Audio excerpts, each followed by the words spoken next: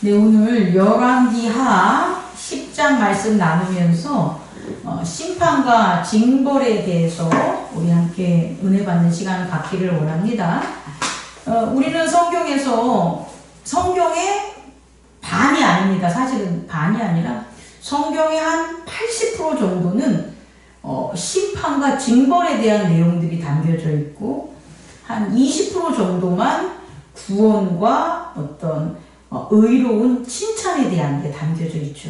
그렇다면 우리가 살아가는 우리의 삶에 있어서도 실제적으로는 어렵고 힘든 일들, 하나님을 섬김에도 불구하고 성경 하나님의 말씀을 아는에도 불구하고 한 80% 정도는 힘든 일들이 당연히 우리 안에 발생한다는 거고, 한 20% 정도는 즐거운 일도 있고 또한 기쁜 일들도 있다는 걸 우리가 알았으면 좋겠습니다. 제가 이 얘기를 하는 것은 우리의 삶에 있어서 심판과 징벌이 차지하는 비중이 크다 안 크다? 큽니다.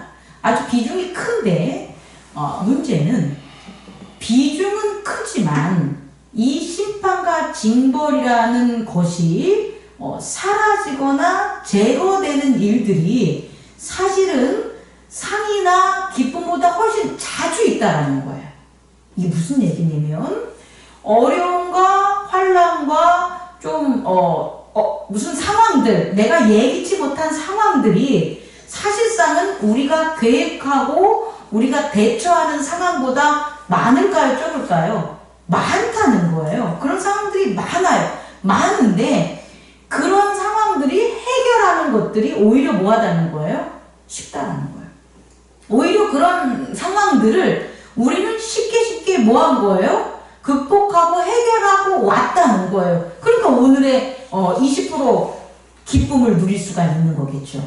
만약에 그것들을 해결하지 못한다면 20%의 기쁨과 어떤 상과 어떤 즐거움이 있다고 할지라도 그것을 가려주게 되겠죠.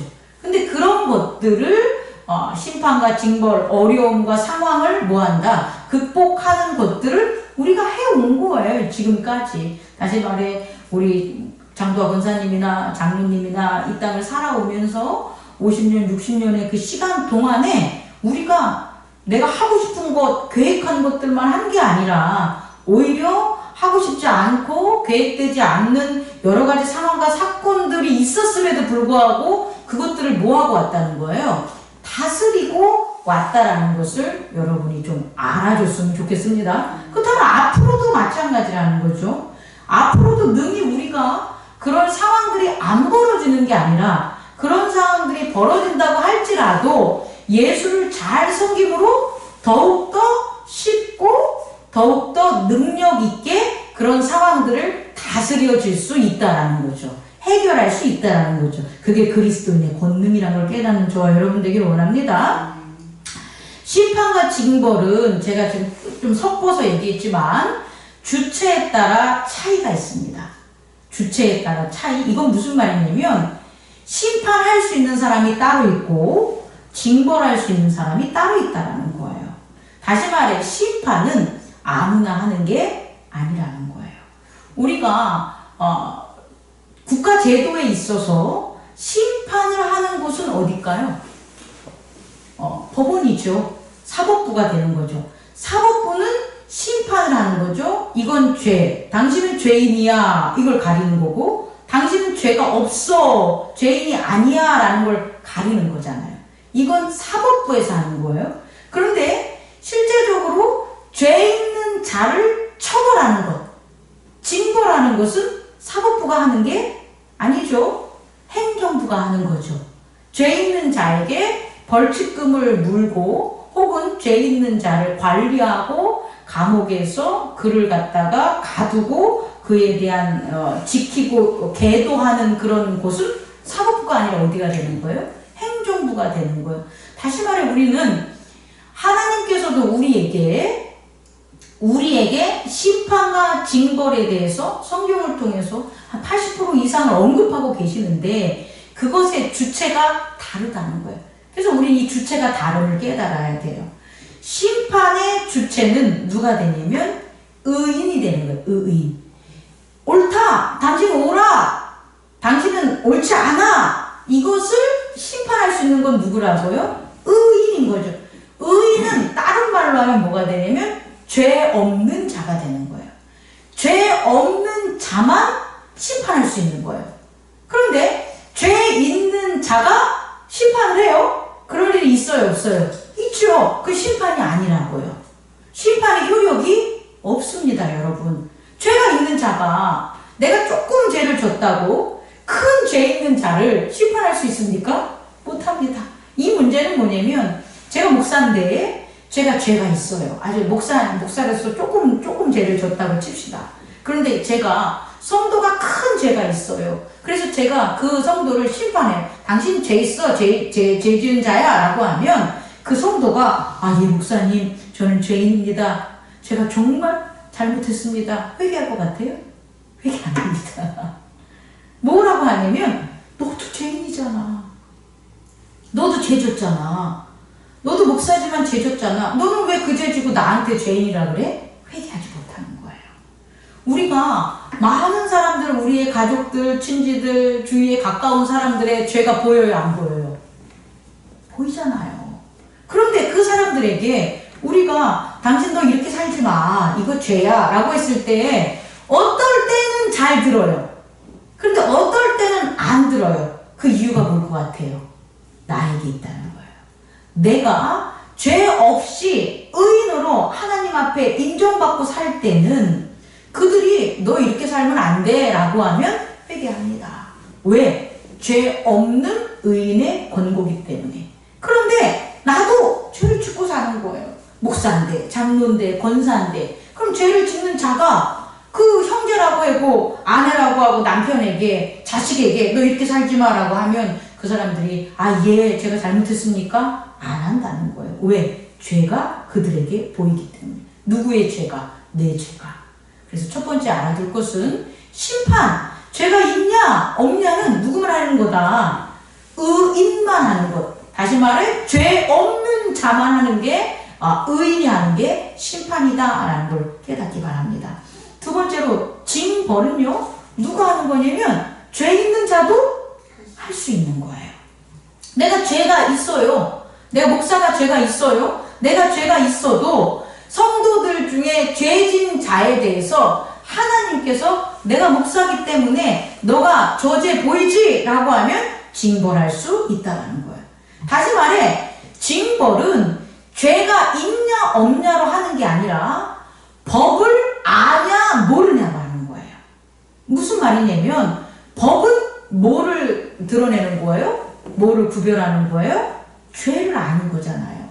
법을 아는 자는 죄를 뭐 할 수 있다? 징벌할 수 있는 거예요. 그래서 하나님의 율법을 가진 자는 그 율법을 가져서 죄가 있다 할지라도 뭐 할 수 있다? 그 율법으로 죄인들을 징벌할 수 있는 거예요.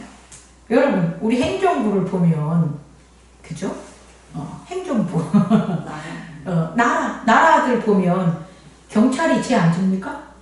죄 짓잖아요. 더 짓는다고 더 짓지는 않겠지만 죄 짓는데 경찰이 도둑 안 잡아드립니까? 잡아드리잖아요. 자기도 죄를 짓는데 경찰이 도둑을 잡아들여요. 그럼 도둑이 경찰한테 이봐 너도 죄인인데 네가 어떻게 날 잡아들여 해도 소용이 있어요 없어요? 없어요. 왜? 경찰은 뭘 가졌기 때문에? 법을 가졌기 때문에.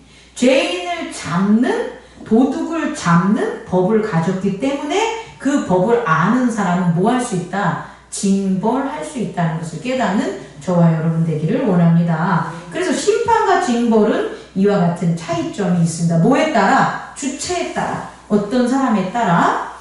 그럼 그런 거예요, 여러분. 실질적으로 우리에게 적용하면 우리가 법을 알아. 부모가 법을 알아요. 자녀가 죄 짓는 법을 알아. 그럼 부모가 죄를 있다 할지라도 자녀를 훈계하거나 벌 줄 수 있어요, 없어요? 있다라는 거예요. 선생도 마찬가지고. 근데 그런 가운데 있는 게 하나님 저 부모가 죄가 있는데 죄 있는 자녀를 징벌해요. 하나님 살아계십니까? 하나님 안 계시는 거죠? 그럼 된다 안 된다? 안 되는 거죠. 오늘날 세상을 봤을 때 그게 불의해 보일 수가 있는 거예요. 죄 지은 놈이 왜 죄 갖다가 징벌 하냐고, 하나님 이거 아니잖아요 라는 사람들이 많겠죠. 그 사람들 성경을 모르는 거예요. 하나님을 모르는 거예요. 근데 하나님의 징벌하심은 법을 아는 사람들이 징벌하는 주체가 있기 때문에 다소 우리가 볼 때 아이러니하고 우리가 볼 때 조금 모순적으로 보일지 모르지만 그게 아니다 라는 것들을 깨닫는 저와 여러분 되기를 원합니다. 두 번째로는 있잖아요. 심판과 징벌의 차이는 시간의 차이가 있어요. 이것은요, 어떻게 시간의 차이가 있냐면 심판은 예정된 때에만 이루어져요. 이거 좀 어렵죠? 왜 심판이 예정된 때에만 이루어지냐면 심판은 누가 하는 거기 때문에 의인, 죄 없는 자가 하는 거기 때문에. 여러분, 이 세상에 죄 없는 자는 없습니다. 저는 죄인입니다. 여러분들도 죄인입니다. 이 말은 현재 죄가 사해졌다고 할지라도 이 세상을 살아가면서 잠정적으로 죄를 지을 수 있는 이기적인 의지인 에고가 살아있다는 거예요. 그리고 우리의 육체, 죄를 지을 수 있는 육체가 가치 중립을 할 수 없는 육체가 우리의 몸에 있다라는 거예요. 그렇기 때문에 우리는 뭐가 되는 거예요? 죄인이에요. 그렇다면 이 세상에 의인은 없습니다, 여러분. 그럼 의인은 누구밖에 없어요? 예수 그리스도, 다시 말해 하나님인 거예요. 예수 그리스도가 의인이 아니라 하나님이 예수 그리스도 안에 함께 하셨기 때문에 예수 그리스도가 의인인 거예요, 여러분. 만약에 하나님이 예수 그리스도와 함께 하지 않았다면 예수님은 그냥 우리와 같은 인간인 거예요, 여러분. 수많은 선지자들과 같은 자들이에요. 이해할 수 있겠습니까, 여러분? 근데 하나님이 예수 그리스도의 태어남, 이 땅에 보내심과 십자가와 부활과 재림에 있어서 누가 하신다는 거예요? 하나님이 삼위일체로 함께 하신다는 거예요. 그래서 의인은 없습니다. 누구밖에? 하나님밖에 없는 거고 하나님과 삼위일체된 자만 의인이라는 거예요. 그럼 하나님이 시도 때도 없이 나타나시겠냐는 거예요. 아니라는 거예요. 하나님은 예정된 그의 예정을 이루기 위해서 나타나는 거예요.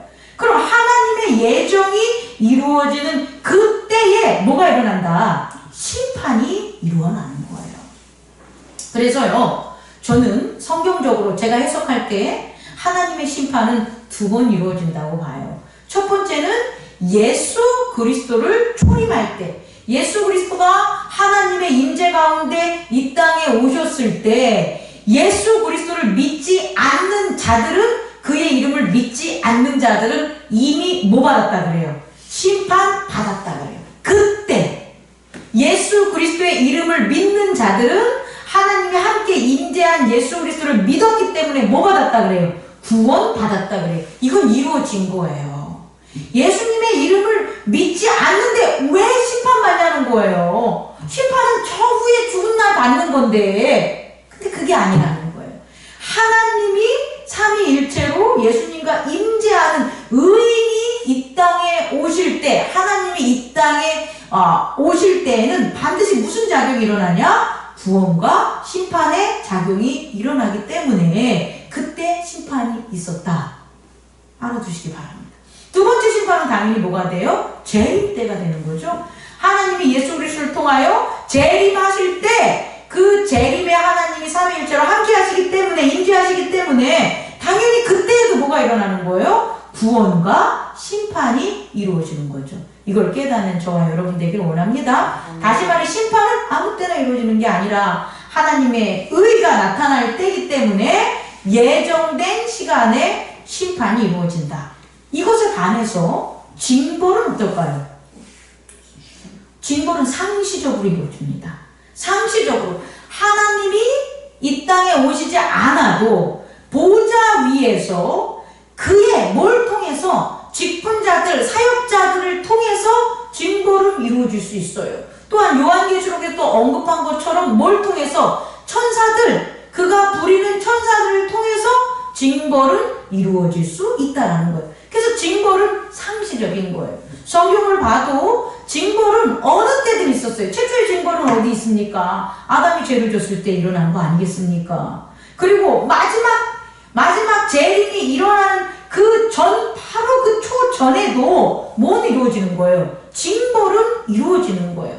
그래서 심판 전에 뭐가 많이 일어나는 거예요? 징벌이 일어서 환난과 역경과 재난들이 나타난다는 거죠. 근데 그 재난이 그때만 있습니까? 아니죠. 오늘날 우리가 살아가는 이 시기에도 뭐가 있는 거예요? 징벌이 있죠. 지진이 일어나고 기근이 일어나고 패역한 자들이 칼을 휘두르고 차별이 일어나고 여러 가지들이 일어나지 않습니까? 그렇기 때문에 징벌은 어떻게 일어난다? 상시적으로 일어나는 것을 우리는 깨달아야 돼요. 세 번째로, 그럼 심판은 뭐냐는 거예요. 심판은요, 제가 예전에 가르쳐 준 것처럼 외연에 있는 우리의 행위를 나타내는 게 아니라 내면의 세계에 숨겨진 뭐와 뭐를 드러내는 거다? 선과 악을 드러내는 거예요. 다시 말해 심판은 우리 안에 내면에 예수 그리스도를 영접하여 이 자가 속사람 하나님의 자녀인지, 아니면 예수 그리스도를 영접하지 않고 마귀를 영접하고 악을 영접해가지고 마귀의 자녀가 있는지, 그것을 쪼개서 증명하는 게 뭐가 되는 거예요? 심판이 되는 거예요, 여러분. 이걸 꼭 깨닫는 저와 여러분 되기를 원합니다. 다시 말해 우리에게 일어날 심판은 이제 초림 예수를 믿는 자, 예수를 믿지 않는 자, 예수를 죽이는 자, 예수를 따르는 자는 이제 안 일어나잖아요. 우리 안에 일어나는 것은 재림 때 우리가 누구의 자녀라는 거예요. 하나님의 자녀인지 아니면 누구의 자녀인지, 마귀의 자녀인지, 그것이 드러나는 게 뭐가 된다? 심판이라는 걸 꼭 깨닫기 바래요. 그래서 누가 막 잘못을 했어요. 그런데 우리 기도할 때 하나님 저 사람을 심판해주세요. 그럼 돼요? 안 돼요? 안 된다는 거예요. 심판되지 않습니다. 그러나 헛된 기도하지 마십시오. 누가 막 잘못을 저지르고 있어요. 지금 위정자들이 막 잘못을 저지르고 있어요. 그런데 여러분, 하나님 저 위정자를 심판해 주십시오 해봤자 심판 이루어지지 않습니다. 지금 이루어지지 않고 오히려 왜 하나님 저를 심판 안 해주냐며 자기의 믿음만 잃는 일들이 벌어질 겁니다. 그렇게 어리석은 길을 가지 않는 저와 여러분 되기를 원합니다. 네. 그런데요, 징벌은 이거와 다른 거예요.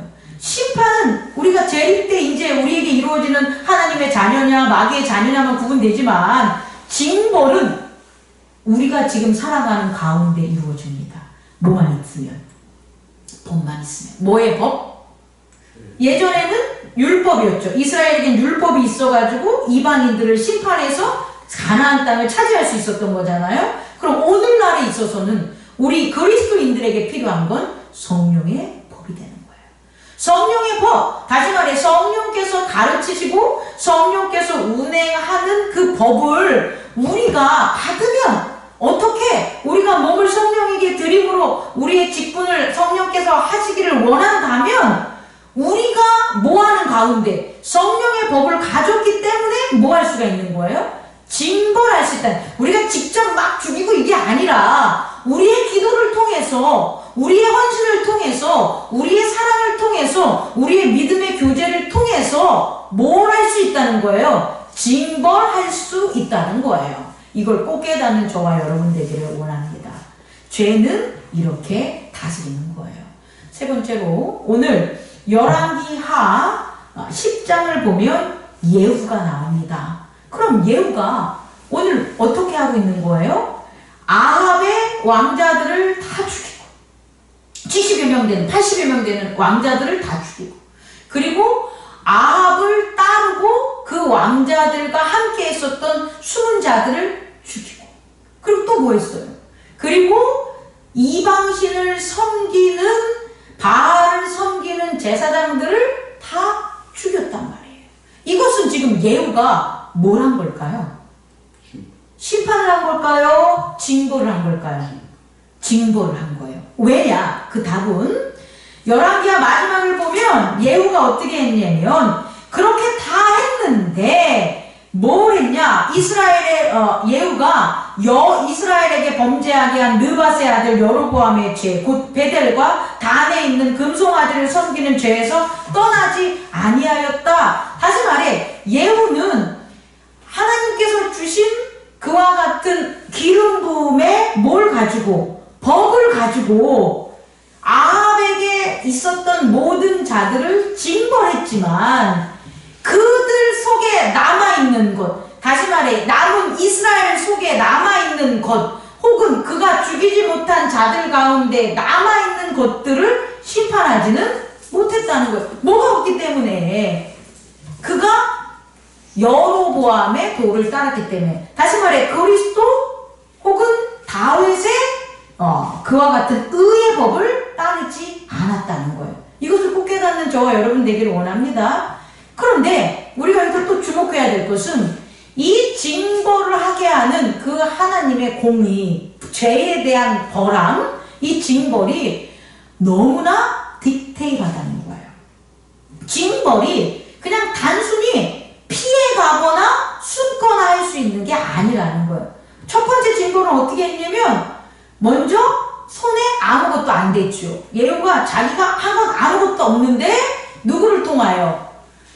아합의 아들들을 가르치는 자들, 그 선생들에게 뭐 하나 보낸 것밖에 없어요. 편지 보낸 거.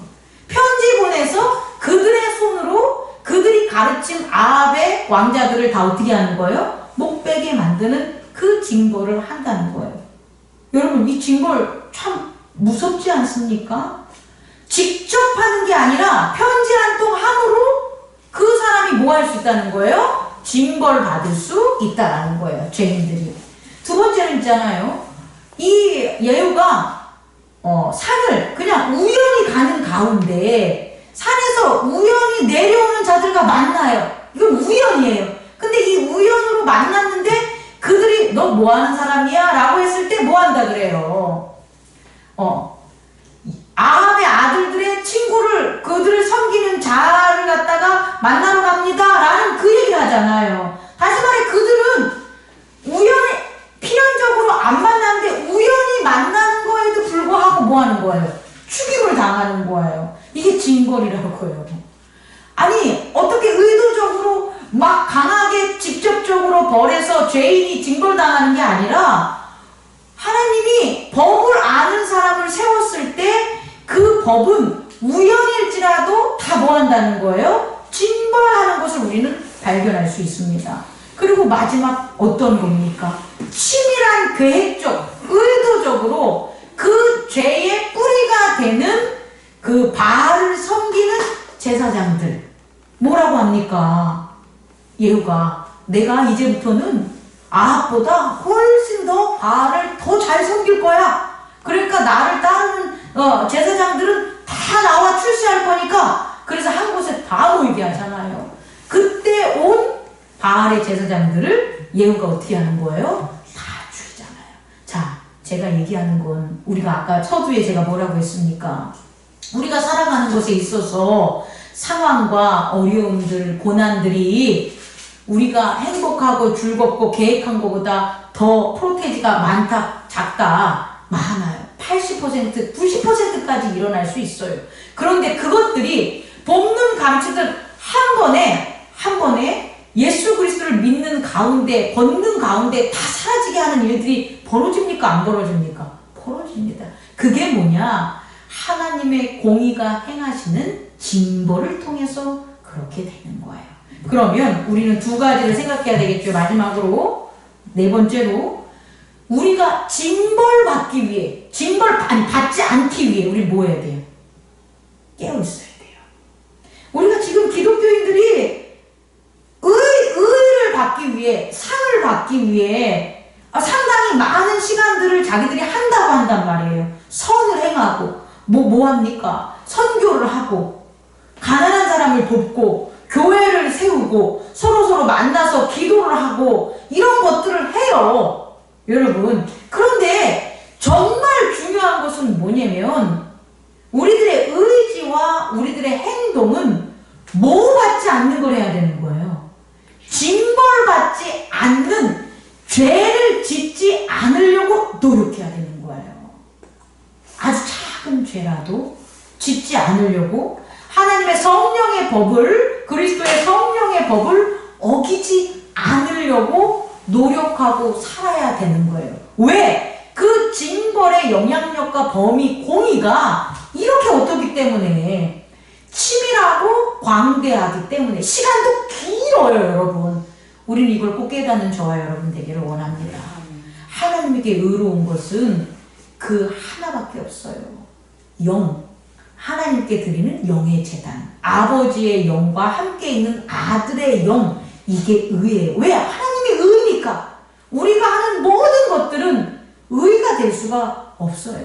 그러나 유일하게 우리가 할 수 있는 의는 예수의 십자가의 피와 부활의 언약으로 드리는 예배만 하나님이 받기 때문에 거기에 의가 나타나는 거예요. 7일 동안 하루 1시간 예배 드리는 게 7일 동안 나머지 시간들에 있어서의 모든 것들을 이길 수 있는 의가 될 수 있어요. 반대로 말하면 그 1시간 아닌 나머지 시간들이 우리를 뭐 짓게 만드냐? 죄 짓게 만들고 징벌받게 만드는 거예요. 이걸 꼭 깨닫는 저와 여러분 되기를 원합니다. 아직 이해가 잠깐 덜 됐다면 하나 더 얘기하면 의로운 것은 의를 행하는 거지 그 의로운 것이 징벌되는 죄를 행하는 데 영향을 미치는 게 아니라는 거예요.